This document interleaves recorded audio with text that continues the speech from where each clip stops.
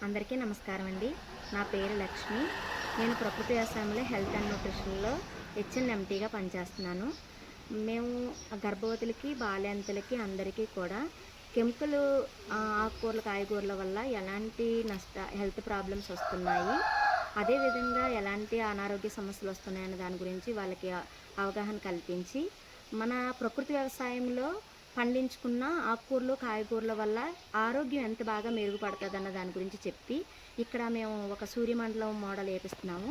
ఆ సూర్యమండలం మోడల్‌లో ఈ అన్ని రకాల విత్తనాలు కూడా వేయించడం జరుగుతుందండి.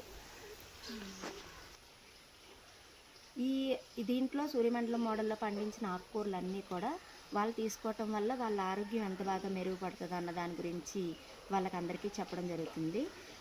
ఇదే కాకుండా అందరూ కూడా అన్ని కుటుంబాల వాళ్ళు కూడా ఈ విధంగానే నేచురల్ పద్ధతిలో, ప్రకృతి వ్యవసాయం పద్ధతిలో కూరగాయలు పండించుకొని తింటే ఆరోగ్యం మంచిగా మెరుగుపడతదని మా ఉద్దేశం అండి. ధన్యవాదములండి.